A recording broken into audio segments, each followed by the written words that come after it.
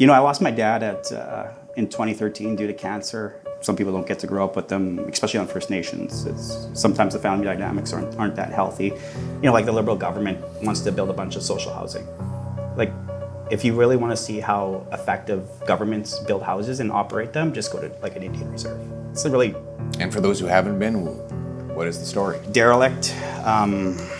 5 families in one home. Today, a backup of 90 houses on a small First Nation of 500 people. It seems to me, you can correct me on this if I've got this wrong, that First Nations people have a lot of naturally conservative values. Family, tradition, respect for elders. I choose to be a conservative, but it's also, in a lot of ways, what I was born into. If I told you that there was a man who took an $8 million deficit in his community and turned it into an $8 million surplus, wouldn't you say that's the type of person you'd want running a government department? I introduce to you Chief Billy Morin. How did you get through the political backlash that would have happened if you were cutting back on spending and putting the books in order? Again, maybe it's a little bit of that ego. I wanted a legacy. I'm not going to downplay residential schools. I'm not going to downplay the hardships that have happened in a generation. Even 1964 ain't that long ago. My mom was born in 1964. Right. And they had 14 deaths in 2 months, this nation. In all honesty, I told them it's kind of meant to be that I hear this because it's motivating to why I'm here in Ottawa. Well, I know in politics you vote with how you feel a lot, and that's totally fair. I get the human nature of that, but also I think a lot of times you have to balance it with a little bit of the mind. And it's like going to heaven. Everybody wants to do it, but nobody wants to do what it takes to get there. Out of 50,000 doors, me and my team, I got 3 F-offs. Really? But I actually think that's a good thing. That's not that many. Yeah.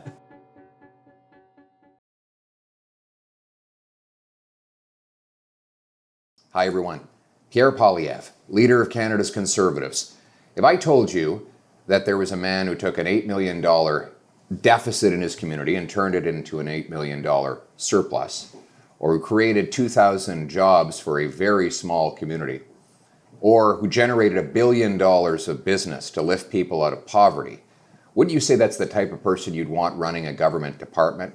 Well, we've got good news. As part of my series to introduce you to the growing and even more impressive Conservative caucus, people who will form part of a future Conservative government, I introduce to you Chief Billy Morin. Chief Morin is here. Before I hand over the mic and start the conversation, I want you to know his impressive history.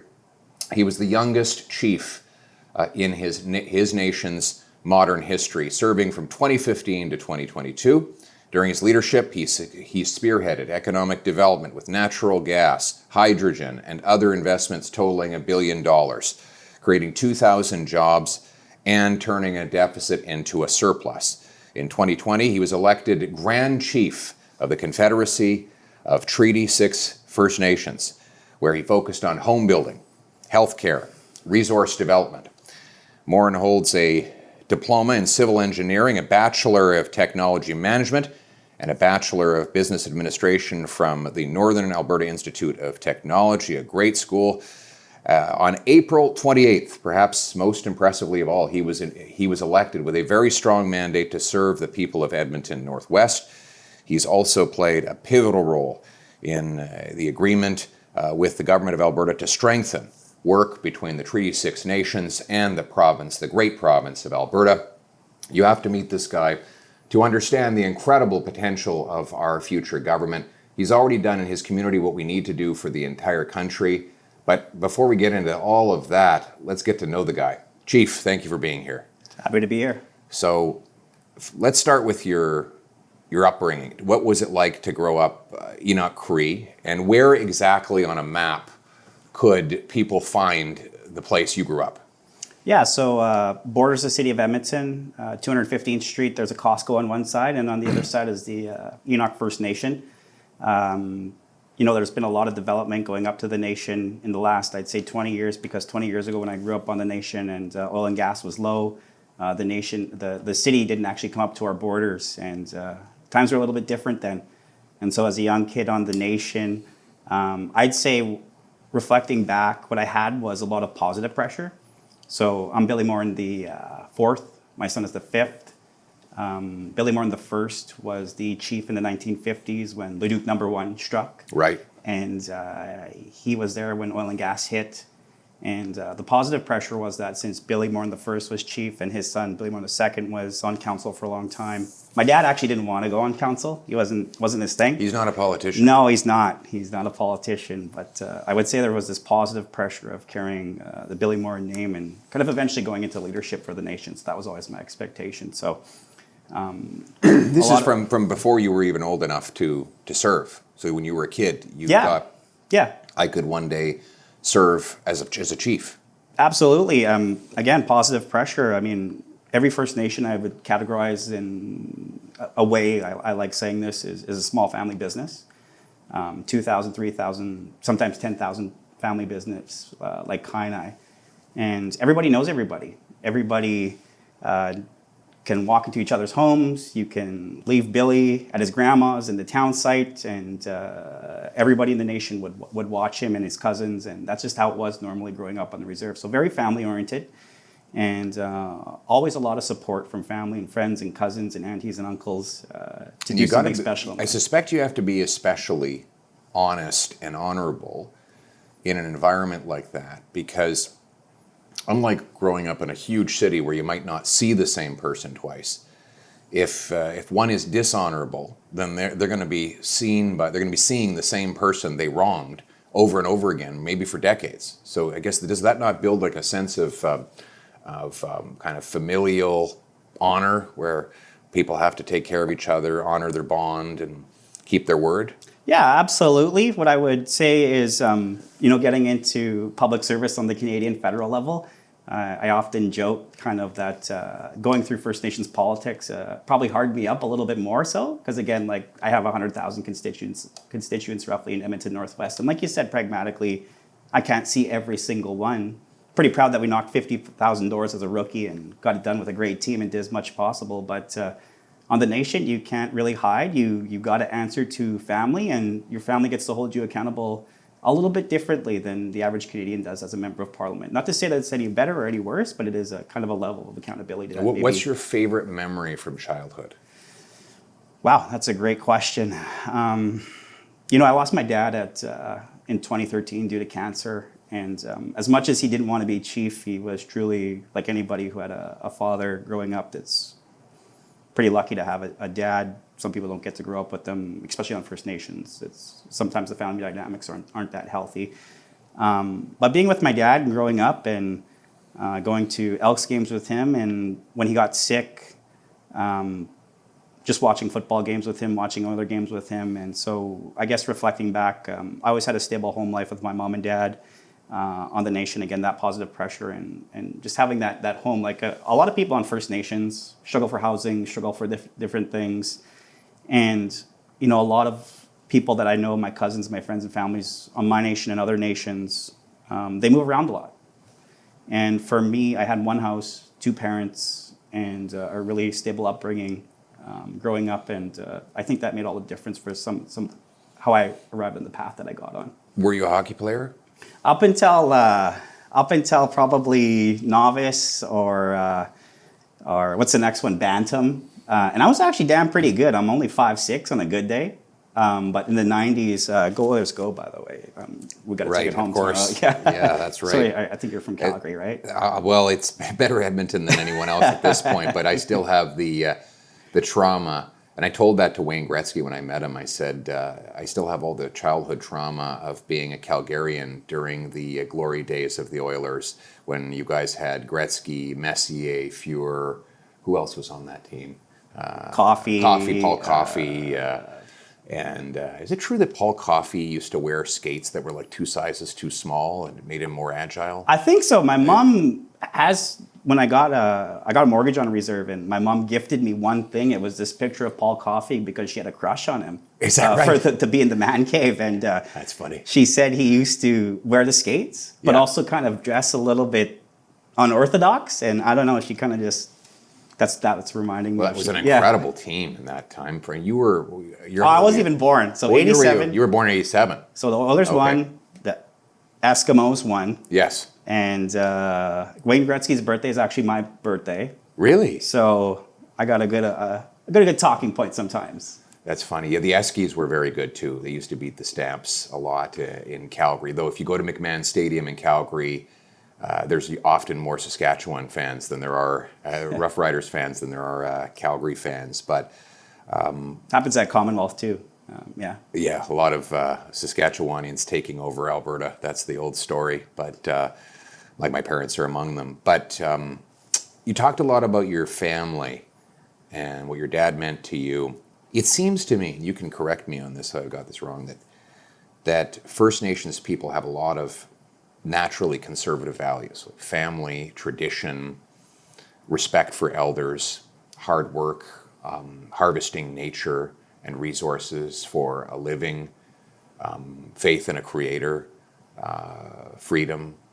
Would you say that there is a shared value set between your Indigenous background and your conservative politics? Yeah, absolutely. I mean, I choose to be a conservative, but it's also, in a lot of ways, what I was born into. I mean, Alberta being Alberta, I always say I'm a big, actually, late Ralph Klein fan. When he held up the sign to say, we're out of debt. Debt-free, right? Yeah, that was, I don't know, it just stuck with me. I actually don't know where the fiscal responsibility comes from. I can't pinpoint it, but it's always been there for me. Maybe it's, again, my parents. But conservative values and Indigenous values, I think it's I really look forward to helping redefine our relationship with Indigenous nations and First Nations, Métis people, Inuit people, because you spoke to it. Family first, culture and traditions, honoring our past, honoring that past to set the foundations for the future. I always say, like earlier, that running the nation and, going to the doors during the campaign, people used to, not always, but I always found it a little bit odd. People were like, you're Billy? You used to be the chief of Enoch? You're a conservative. Like, it was something to, like, that's odd. And never for a minute have I felt out of place. This is where I belong. This is the team I'm on and have always been on. And I always used to tell them, like, I ran Enoch like a conservative, fiscally responsible, less chief and council, which is just less government, more responsibility back on the nation members, more financial structure, more administrative structure, and structures that, again, unleash the potential rather than having it housed by the chief and council collectively. Because we can't be everything to all people. Right. I mean, if anything, that's what I always say about nations going forward is, I think the next kind of evolution of First Nations history and success in this country has to revolve around entrepreneurship and self-determination of the individual members themselves, Right. rather than just the nation as a whole. I agree with that in general. I mean, regardless of what government it is, whether it's a First Nations, a provincial, federal, state, doesn't matter. Government can't give you anything that it has not first taken away. The government doesn't have anything. Everything it gets is from the people. And it can either tax directly, borrow and make the kids pay for it, or they can print money, which causes inflation, and then everybody pays more, but particularly the poorest people pay more. And we're seeing that today. When sometimes we talk about having smaller government, it seems reductive because the object on which we're focused is something we want to shrink. But that's not the end. The end is to expand everything else, to give the families, the entrepreneurs, the individuals the opportunity to fulfill their full potential by unburdening them of the force, coercion, and weight of excessive government. That's my vision for the country. And to have seen you do that, like, how did you, there's an old saying about balanced budgets. It's like going to heaven. Everybody wants to do it, but nobody wants to do what it takes to get there. But yet you did get there. You went not only to a balanced budget, but to a pretty hefty surplus by this given the size of your community. How did you get through the political backlash that would have happened if you were cutting back on spending and putting the books in order? We had 2-year council terms when I first started, and I do have an ego because I am a politician. I think we all have to have a little bit of a healthy ego. I never lost a referendum, never lost an election. And I say that humbly because a lot of people helped. It's not just the Billy show back then, but when there's 2-year election cycles on a First Nation under the Indian Act, because we got that changed in my time, the political pressure is immense. Right. It is. Because an election is always around the corner. You're always in election mode. So I knew the first thing going in, I had 2 years on the council as experience. And so, again, I knew a little bit of the situation, obviously inheriting the chief position. But I came in also to leadership with about a half a new council.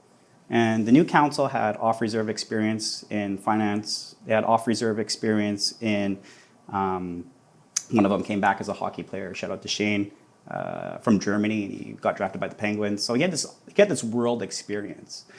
And then the other one came in, had a degree from, I think it was UBC. And so young council came in and just knew a little bit more of the capacity and the vision of the things that we wanted to get done. And again, pragmatically speaking, finances touch everything. Mm-hmm. There are people's income, they're how we build roads, they're how we build houses, it's the layer that touches every single operation that we do, whether it be in the federal government or not, and that's why it's so important. And so Pythagoras said numbers rule the universe.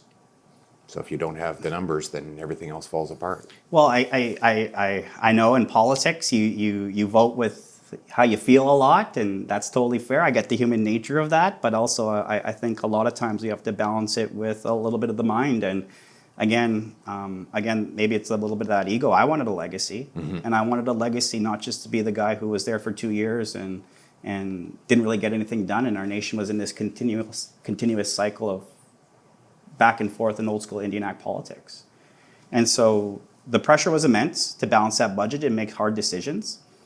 What I would say is First Nations Finance Authority, First Nations Management Act were templates for what we used. Mm-hmm. We had a bridge loan of an ungodly interest rate of, if I had to put a number on it, if I recall back then, 13-14%. Wow. But through prudent action of the council and engagement of the nation and bringing them along the best we could. Because you're always going to have political adversaries in democracy. We brought that loan out for 1.2% roughly with First Nations Finance Authority when we got our books in order, when we created the nation's first finance law, when we created the nation's first administration law since the 1980s. Kind of boring stuff for maybe the average people who are engaged in politics, even reserve politics. But it's that boring stuff, that structural stuff that really, I would say, set us up for many generations to come. And in reality, all success is actually born out of that grinding boredom. No matter how spectacular the moment of success might be, it was not created in that moment. Well, I like to say, for example, how long does it take? I show people a clip of Mike Tyson throwing an uppercut. I say, how long did that uppercut took? And they go, I think it was about, maybe a tenth of a second. I said, no. That took about 10,000 hours of practicing the same thing over and over again. And the same is true of any craft, whether it's running a budget or leading a government or running a business. It's the relentless, boring, grinding practice that gets you that success. Well, I guess I'm part of the 5% of the Canadian politician. I say boring because, let's be truthful, average Canadian ain't that much in depth. But it's fun to me. It's fun to build potential. It's fun to, again, leave a legacy. I think balanced budgets are fun too. I want to make them fun and cool again. That's it'd be nice if the Liberals could put a budget forth. Yeah, any budget. Well, I tell you what, when we were running the campaign, you said, when we should have took office, and you said, hey, don't get your golf clubs up or out because we're working through the summer. Yeah, we would have been. If we had won, we would not have had a summer vacation because there's such an incredible mess to clean up. There's no time to rest. Things are getting worse and worse in the country when they could be getting better and better. And the next subject then is, you talked about the discipline on the spending side, but what you also succeeded in was growing revenue, not through higher fees or charges or taxes, but rather by growing the economy. You added $1 billion of economic development, private sector initiatives to get it done. Tell us how you did that. Yeah, Enoch is 4 by 5 miles about the size of St. Albert, 52 or 4 square kilometers. But at the time I was chief, around 2,600 people. Mainly our economy still does. It's still our thing, but I've helped diversify that. And our new chief has helped diversify that, kept the ball rolling, our new council. But very dependent on the gaming aspect. It's a very first-class operation, but I mean, you can bring in all the money you want, but if you have a little bit of a spending issue, then a lot of that Right. doesn't mean too much. So what we did was, again, I always wanted to be, credit to our chiefs who came before me, Chief Ron and Chief Howard, and even going back to the 70s, they had this vision, since we're so close to the city, for commercial development. And they worked on gaming since the 80s, and they got the gaming file done. But I knew we had to diversify because, again, like Alberta, we want to diversify. We know what our core is. It's always going to be there, oil and gas and gaming for us in particular, if you want to make a comparison. But we had to diversify. And so commercial development, I built the first commercial developments around to diversify the economy around the River Cree Hotel and Casino. And now we house several First Nations operations there and businesses that are not our own, they're other First Nations. You hosted me there. I think it was we had about 5,000 people at our rally at Enoch Cree in 2022, was it? I think so, the leadership, yeah. You introduced me to that one. Yeah. Yeah, it was jammed. There must have been 4,000 or 5,000 people there. Incredible. So first class facility there, and diversified away from that since we're so close to the city, like a Sutina, like a Squamish. Right. Because these templates are, like why reinvent a template? You got to do it yourself, but there's really good good examples for First Nations across the country to follow. Are there Those tax parents- advantages now for businesses to come and set up on reserve? Like, do you get, I know that there are obviously tax exemption for on reserve First Nations, but if a business comes to Enoch Cree, would they have a tax advantage versus going to, say, the city of Edmonton? Well, this is the beauty of kind of having the conservative mindset, and I would say our CPC conservative mindset, because again, like our platform is less taxes, less red tape. And for First Nations in particular, this is why I'm such a big proponent of urban reserves and land acquisition and creating their economies, because when you're close to that mega market, it's kind of like your First Nations are mostly starting from scratch. And so you design the system to attract business, to make it stable, to make it reliable for their investment. And you do it so they win-win. Like Ellis Ross the other day, I loved his definition of reconciliation. Everybody wins. And so we're designing mill rates. When we're designing tax rates, I always had the intention of doing them different from the county, doing them different from the city, because we can also in turn add value by giving you a building permit in 2 weeks if we had to. Really? Because this is that your turnaround time for a permit? Absolutely, we can do that in 2 Wow. weeks for the nation. So what do you think about the idea of making First Nations reserves the most enterprising places in the entire country? Why weren't we doing that a while ago? Why are we doing that, not that today? Because the municipalities are horribly run. Like they're just like they are suffocating under bureaucracy.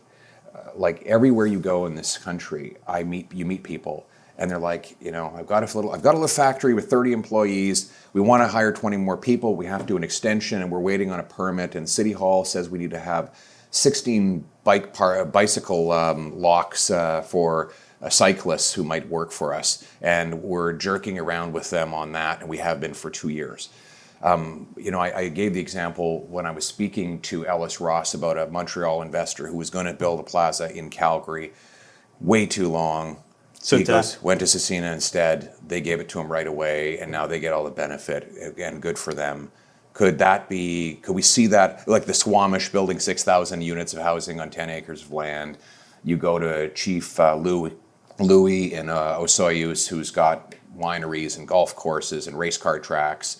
Can we take that model nationwide? Absolutely. I mean, it's something, when I was Grand Chief, again, urban reserves, Enoch's okay, but I want to see other First Nations also have that opportunity in the city of Edmonton, but not just the city of Edmonton, across Canada. Because again, like when I was chief, I had some good ideas, but all of my ideas, actually just the things that we did, came from the nation members. Right. But it was, I guess, the strength of the council at the time to act out those ideas. And so the templates, we looked to Clarence, we looked to West Bank, we looked to Squamish, we looked to Sutina. A little bit of a friendly Calgary-Edmonton rivalry there, but Right. friendly nonetheless, because these templates exist. The old saying of the economic horse pulls the social cart. I think people would like to say that socioeconomics, like you can't solve everything with ECDEV. I get when they say that, but we're in a democracy. It's intertwined. And so again, for First Nations, these templates exist. And why completely reinvent the wheel? You just make the wheel how you want for your nation and your people, but the templates exist for their success going forward. And you're now serving as our Shadow Minister of Indigenous Services. What policies at a federal level will engender the kinds of success that Enoch and Westbank and Tsutsina and Chief Louis and Soyuz? How do you bring that about through federal policy changes? Well, I had my first visit with a nation here from BC. Come out today with Jamie Schmale, the Cernak Shadow Minister, and they were describing how they were displaced in 1964 from the main coast of BC and put on the island. And of course, we don't have to. I'm not going to downplay residential schools. I'm not going to downplay the hardships that have happened in a generation. Even 1964 ain't that long ago. No. My mom was born in 1964. Right. And they had 14 deaths in 2 months of this nation. And you sit there and you empathize as best as you can, but in all honesty, I told them it's kind of meant to be that I hear this because it's motivating to why I'm here in Ottawa. And ECDEV is very... Economic development is what you mean by that. Yeah, economic development, very important. Very important because I would say the mayor, average Canadian, knows how what a budget is and knows how to measure success in monetary terms. And it's just it's what we live in. But this nation also said where we're starting is culture, language, and values. And you talked about conservatives and how we value those things no matter which ethnicity or culture you come from. And so from an ISC perspective, a lot of it is social focused. ISC? What is ISC Indigenous for Services, people don't know? Yeah. Indigenous Services Canada. A lot of it is the social programs that are required under treaty and the relationship with Canada, the first peoples here. But the more and more, I would say, we can create a policy or a space for nations to share amongst nations. That nation to nation is with Canada, but it's also nation to nation with other First Nations. We had our own trading systems back in the day. We have them today. And again, I think the solution lies in a little bit more of the nation to nation sharing. And that's what I want to create with some of the policies and the actions. And the Cree had a proud history of commerce before the arrival of Europeans. Can you tell us a little bit about that? Tell us about the different trading, the economic relationships that predated Europeans. Yeah, I mean, Canada was built on the fur trade. Right. On the prairies, it was the Cree from the Hudson's Bay in Quebec all the way over here to the mountains. And we were the original entrepreneurs of this land. Right. I want to fast forward it a little bit. Okay. Back to the first chief, Billy Morin. And again, well, two things. For my nation in particular, Enoch Cree Nation, I keep two things on my phone. One is a list from 1888, and it's from the first members who were recognized under treaty growing crops and on the reserve. They grew barley, they grew wheat, they grew different things. But it's not just about the crops they grew. Why I keep that, it's because it shows me my ancestors, specifically the Cree ones, were entrepreneurs. They adapted. Had self-determination, and they could move forward together with Canadians. And they could stand on their own 2 feet and contribute to themselves, to the community, and broadly speaking. That's what that speaks to me. Fast forward to the 1940s. I got this other picture of my grandpa, Chief Billy Morin, the first looking at the first oil wells in Enoch Cree Nation, along with his council, with his headdress on. And Leduc number 1 just hit, and the headline is Stony Plain Indian Reserve, which is another name Enoch had, is looking to be prosperous from oil and gas. Wow. And we were. Back then, they invested in infrastructure and capital that still lasts today. Things that last rather than just foolish spending programs.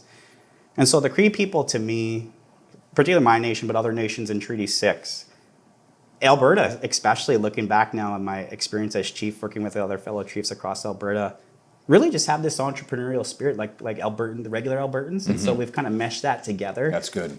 To find common ground. There is something about Alberta. I grew up in Calgary, and just walking around the city, people have a hop on their step. They're on the move. They have a place to be. They're not looking for a handout. It's a very entrepreneurial culture in the province of Alberta, and get it done. Get it done. Just get it done. Like, I think of Damien Couric, who's doing an incredible thing to make possible for me to run for his seat. He's going to step aside. Incredible guy. But he tells the story of the tragic loss of his father, who was really the patriarch of their 6,000-acre farm, right in the middle of a harvest. As you know, when a harvest is coming in, it's a total disaster if you can't reap it, because that's what you that's what you planted for. It was for that one tiny window. So they're thinking, how are we going to be able to harvest the crop while we're burying our father?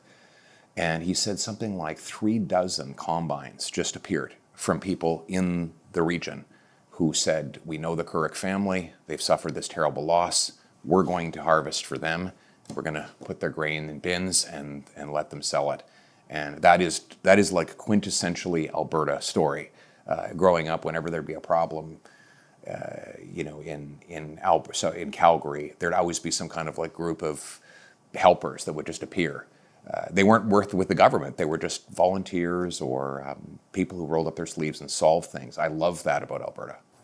The campaign, I always say, like I've First Nations politics, on-reserve politics, and non-Indigenous politics, whether it be municipal, federal, or provincial, 95% similar. Mm-hmm. I had some preconceptions about running a federal campaign. Social media influences a lot of what people think nowadays. Going door to door in the city of Edmonton, though, out of 50,000 doors, me and my team, I got 3 F-offs. Really? But I actually think that's a good thing. That's not that many. Yeah. I actually always say that's a good thing because most people are respectful. Albertans just want to have a conversation. Edmontonians from Edmonton Northwest want to have a conversation about how we make this place better. Right. It totally blew some of the misconceptions. After you get elected, you have to get sworn in, and then you can be sworn at. I heard that. I'm used to it by my aunties and my uncles, my grandmas, and all of them. Yeah. That's good. Yeah. So you've got a thick skin. You mentioned housing as well. Housing is, I think it's the biggest problem for our youth, for anyone under 40 today, trying to afford a home. For the first time ever, it's impossible. You did a lot on housing for the Confederacy when you were the chief of the Confederacy. And that covered all of Alberta? or Treaty 6. Treaty 6. Yeah. Okay, the Treaty 6 area. And tell me how you unlocked home building and made it possible for your people to have a place to live. Well, I got to give credit to the leaders who came before me. So we didn't always agree, but Chief Ron in particular. So on most First Nations, the housing is collectively owned. Mm-hmm. Typical Indian Act, collective ownership, inefficient systems. I mean, there's this saying, if you really want social, like the Liberal government wants to build a bunch of social housing. Like, if you really want to see how effective governments build houses and operate them, just go to like an Indian reserve. It's really... And for those who haven't been, what is the story? Derelict, 5 families in one home. Today, a backup of 90 houses on a small First Nation of 500 people. One of the things that housing, we're just talking about it here in general, is one of the top issues in Canada. I certainly heard it at the doors. That's not just a talking point for us about people living in their basements with their parents. Not at least multiple times a day running into young people who just want a family but can't afford it. And Edmonton is not anywhere close to the worst place in Canada. Not even close. But it's still affecting us. So even on today's First Nation on Vancouver Island, we always cite Vancouver, which is one of the toughest markets, obviously, in Canada. This nation is on the island, the north part, 500-600 kilometers away, whatever the number is. And Port Hardy, which is the closest town, $1.1 million for a $30 million home. And that's off the nation. The people in this First Nation reserve they don't even have a dream to own a house. So coming full circle to some of the stuff and innovations that we did and collective ownership, social housing, there is a place for it. There really is. But also we have to think about sustainability in the long term. And so like my predecessor created on-reserve mortgages for the nation. Right. And again, that's something I pushed for when I was housing minister with CMHC to try and work with. The time it was Chief Bear from Saskatchewan. Yeah. He was trying to get CMHC to adjust to work with reserves on their land use policies in a way that would allow for mortgages to go ahead and people to actually have a sense of ownership. It might not be the same fee simple, but we pushed that along, and I think that's a promising way to go forward. Well, again, it goes back to conservative values. Mm-hmm. When you're an owner, you feel a little bit more responsible. Right. You feel a little bit more pride. And when it's owned collectively, say by the chief and council, as trustees for the whole, maybe people, for lack of a better word, to be straight up, it's not as, they don't feel that ownership. They don't feel that as much as that responsibility, because when you put your own skin in the game, then you're going to take care of it a little bit better more often than not. Yeah. And so again, that free market, that self-determination of the nation, but more of the individual, is the way to go, even when it comes to housing. And so it's a full circle. For Enoch Cree Nation, growing that economy means my people can afford to buy their own mortgages and not put that on the backs of the other people who maybe can't and deserve a little bit more of that equity support. And so again, the economy is such an important thing at the micro scale and the macro scale. Well, homeownership is also the number one savings vehicle for retirement. It is the collateral for a small business loan. It is how one develops the credit history so that they can get a loan for perhaps a new venture or a brighter future. And so homeownership is kind of the backbone of the microeconomy. And that has been destroyed in Canada over the last 10 years. And it's really government. That we don't have a market problem, we have a government problem. Government is blocking home building. We have the second slowest building permits in the 37-member OECD. Takes 3 times longer to get a permit in Canada versus UK and US. The development charges are up over 1,000% in places like Toronto, and similarly in Vancouver. And then those cities radiate high prices out to everyone else. So this is what we have to reverse, and our approach is to cut bureaucracy and taxes to let builders build. We have builders in Canada. The problem is not that we need a government department to build homes. The problem is government departments are blocking home building. And the problem when it comes to Carney, he wants to create this government-led home building initiative, and he says they're going to be modular homes, and he's going to finance the establishment of a bunch of modular manufacturing companies, and then he's going to centrally plan where those houses will be built and provide the financing for that. I mean, it's like a Soviet-style scheme to invent an entire supply chain controlled by the government. We don't need any of that. We need is like flexible and fast zoning and permitting, so that entrepreneurs can say, well, listen, it's now cheaper to build modular or 3D printed, or maybe it is still better to use sticks and bricks and mortar, but let them decide based on free market economics, fast permits, flexible rules, so that they can get it done. And that is the way that we're going to get the houses built. That's why housing is so cheap in much of the United States and in other parts of the world. They can get things built quickly, free from excess government. That's the approach we're taking. Do you think that's the right way to get housing costs affordable again? Well, to beat a dead horse, because this one deserves to be highlighted, you said it last year and it perked my ears up, Sinnock in Squamish. Mm-hmm. What did you say, 6,000 units per 10 hectares? 10 acres. 10 acres. Hey, they have all the same due diligence and capacity that the municipality has, but they don't go through the rigmarole of the development permits on that scale. They don't go through that BS, and look what it's built them.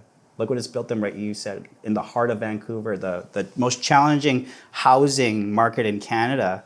Maybe Toronto is, I'm not sure these days, but look what they got done. Vancouver is the most expensive market in the entire continent of North America. It's the third most expensive in the world, and if you wanted to, if they had wanted to build those units on City of Vancouver controlled land, it would have been, first of all, impossible. It would have taken 15 years to permit. Then they would have paid enormous fees. But because it was on reserve land, they didn't have to follow City Hall, and they managed to build it on their own. And that proves that the problem was never geographical, physical, or economic. It was governmental. Bureaucracy. And when you get the government out of the way, then you can build incredible things. And this is like, think of what we could do if we got the federal bureaucracy out of the way of First Nations to allow more of this entrepreneurship. And that's why I'm so excited to have you on our team, because you know how it works. You've done it. You have the real world practical experience that we can put into action as part of our team. And so what do you want to accomplish in this term? And then when you're done explaining that, what do you want to accomplish when we form government in the next term? Well, this term, we are the opposition still. Mm-hmm. And so, broadly speaking, I always have to go back to my constituents. I mean, as much as I am the First Nations leader on the Conservative team, along with Ellis, and we have a few other Indigenous people in the caucus. I really, it might sound cheesy, but I want to be here for a while, and mm-hmm. I gotta focus on my constituents. Right. So, I got to build a relationship there and take their voice to Ottawa. It is no BS. In terms of the housing thing I heard, but also maybe just kind of flipping it just to highlight a point really quick. The other thing I heard at the doors was immigration. Mm. And it was, Edmonton's changed. Edmonton has changed since I was a kid. And we have so many different new Canadians from across the globe there. And as a First Nations leader, we don't always get exposed too much to the immigration, to the international files on that level. Mm-hmm. And an eye-opener for me was Canadians who have been here 10 plus years, or a new generation. And they were the most frustrated with the immigration mm-hmm. system, because they told us they did it right. They worked the hardest. They followed all the rules. And what they see in the last 5 to 10 years is a broken system where they feel like they're even getting left behind. Yeah, it's out of control. And so as a new MP, I know that's a big part of the work that we do, is to advocate to fix that system and hold the government to account in that regard. And even for my mom, who doesn't follow politics a whole heck of a bunch, she was saying, Billy, there's a little bit off here when your nephew can't find a house, or family can't get a job. And we're looking at summer jobs this summer, young Canadians having trouble finding a summer job. And so, again, we always say, like, not to sound we're against newcomers or anything, but I think most people would agree this needs fixing. It is out of control. And they're bringing in temporary foreign workers to fill jobs that young people could take. That's driving down wages, and the multinational corporations love it because they can pay lower wages to people from poor countries. Then the fraud in the international student program, the massive population growth that has 3 times the rate of the growth in the housing stock. These are all deliberate policy decisions of the Liberal government, which continue under Carney. And one of our top priorities is going to be to end the madness in the immigration system, bring the numbers down, put an end to temporary foreign work in jobs that Canadians could fill, and significantly limit the international student program to be very narrowly focused on people who are truly just here to study, and only those that we can actually house. And we've got to cap the numbers, to be honest. For population growth, it should always grow slower than the growth in the housing stock, the job market, and our healthcare capabilities. And frankly, we have to integrate people. People have come here, we want them to be part of the Canadian family. We want to be one country with one common shared set of patriotism. Well, there's this level of treaty, kind of like when we say nation to nation, we meet it as First Nations. We mm-hmm. feel like we're our own nation. We have our own distinct aspect of living on this land in terms of freedom, especially on the actual reserve itself, but even broadly speaking in our traditional areas. And I actually love it when you say it, stealing from Wilfrid Laurier, and mm-hmm. what the actual culture of Canada is, because again, when you go to Scotland, you're Scottish. When you go to France, you're French. When you come to Canada, it's the mosaic, And that's what they teach us in school. But I actually really love the freedom aspect of defining what Canada is going forward. And that fits very well with First Nations actually too, highlighting how they feel like they should be free to live their own lives, to hunt and fish traditionally, but also create an entrepreneurial spirit in business and succeed that way too. Right. We should be the freest country on earth. Freedom of speech, freedom of enterprise, freedom of religion. Maximize the freedom of the individual and the family to make their own decisions while minimizing the coercion of government. And I think if we lived in a world where people were more free to make their own decisions, and take responsibility for them, then I think we would be much more prosperous and we would be much happier. So. Hard work is a good thing. I think people sometimes see hard work as tough, but responsibility being the key word too. Right. Because a lot of things that ISC does is you have giving back to power for First Nations to have their child welfare systems, to have their own economy, to have run their own education systems on reserve. These things are there. There are pathways, and different nations are going to take these different pathways to get there. And sometimes the nations, I would say, they're in a little bit of a Stockholm syndrome. What I would say is like we want our freedom, but we also don't want to let the government off the hook, and they would wait for the government to act.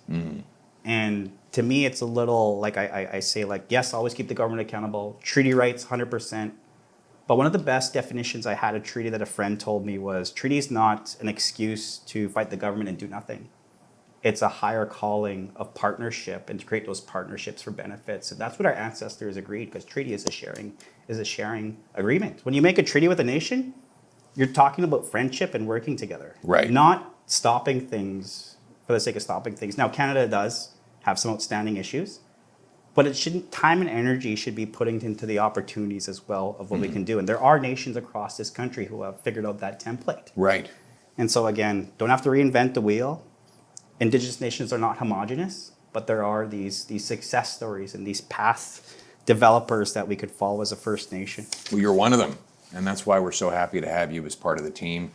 I think you're going to do great things for the people of Edmonton and all of the country, and very glad that you put your name on the line. I know it's a big sacrifice. You've got a young family. 3 kids, is it? 4. I got 18-year-old son who's in the oil and gas field and doing things. Boots, not suits. He chose boots.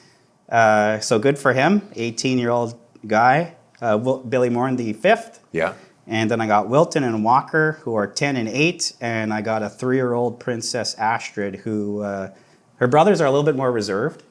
This is the one who maybe will be premier or prime minister or something one day. She has that kind of aura about her. Well, how you said she's 8 years old? No, she's 3. 3? She's 3. Oh my goodness. Okay.